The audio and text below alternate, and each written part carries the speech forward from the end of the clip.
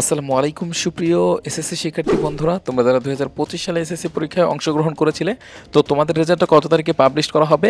তো আজকের এই ভিডিওতে কিন্তু তোমরা জানতে পারবে এবং কি এখানে তোমাদের জন্য অফিসিয়ালি কি নোটিশ রয়েছে, অর্থাৎ মাধ্যমিক এবং উচ্চ মাধ্যমিক শিক্ষা বোর্ডের যে অফিসিয়াল ওয়েবসাইট আছে সেখান থেকে কিন্তু তোমরা দেখে নিতে পারবে এখানকার যাবতীয় যে নোটিশগুলো রয়েছে। তো তোমরা তোমাদের গুগল থেকে সার্চ বারে টাইপ করবে ঢাকা এডুকেশন বোর্ড বিডি। তো এটা লিখে সার্চ করার পর এখানে চলে আসবে। এখানে চলে আসার পর দেখতে পাচ্ছ এসএসসি কর্নার। তো এসএসসি কর্নারে ক্লিক করার পর এখানে দেখতে পাচ্ছ তোমাদের যে যাবতীয় যে এসএসসি পরীক্ষা সংক্রান্ত যাবতীয় যে নোটিশগুলো এখানে কিন্তু আপলোড করা হয়। তোমরা এখান থেকে তোমরা তোমাদের ফোন থেকেই চেক দিয়ে নিতে পারবা যে তোমাদের যে রেজাল্ট সম্পর্কিত কোনো নোটিশ রয়েছে কিনা।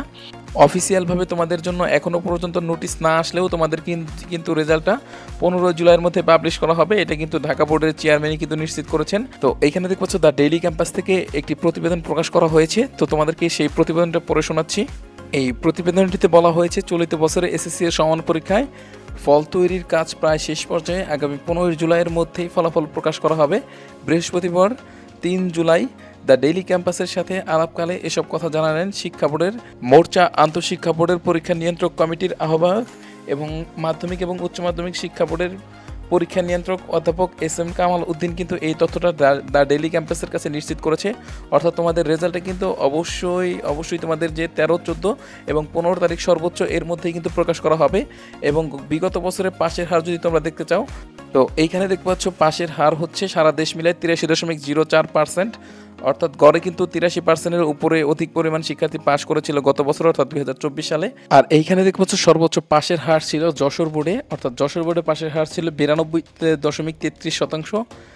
এছাড়াও এখানে দেখতে পাচ্ছ রাজশাহী বিভাগে 89.32% এবং কি 89.13% ময়মনসিংহে, 84% হচ্ছে চট্টগ্রামে, কুমিল্লায় হচ্ছে 79%, দিনাজপুরে 78% এবং সিলেটে 73%। অর্থাৎ সিলেট বিভাগে কিন্তু পাশের হার সবচেয়ে কম ছিল। এবং পরবর্তীতে এখানে দেখতে পাচ্ছ 79%। পরবর্তীতে যে বোর্ডগুলো রয়েছে প্রত্যেকটা বোর্ডে কিন্তু শিক্ষার্থীদের পাশের হার কিন্তু আলাদা আলাদা দেখতে পাচ্ছ এখানে। এবং বিগত বছরের তুলনায় এইবার কিছুটা পাশের হার কম হওয়ার সম্ভাবনা করতেছে মানে অভিজ্ঞ স্যাররা এবং যারা যারা পরীক্ষার সাথে সংযুক্ত রয়েছে তারা কিন্তু ধারণা করতেছে যে বিগত বছরের তুলনায় এই বছর পাশের হার কিছুটা কমবে। এবং এসএসসি পরীক্ষা তোমাদের কিন্তু যে ইংলিশ পরীক্ষাটা অথবা গণিত পরীক্ষা এবং আইসিটি পরীক্ষা, এই 3টি বিষয় কিন্তু অধিক পরিমাণে ছাত্রছাত্রী ফেল করবে। গত বছরও কিন্তু এই পরীক্ষাগুলোতে, অর্থাৎ এই সাবজেক্টের পরীক্ষাগুলোতে অনেক শিক্ষার্থী ফেল করেছিল।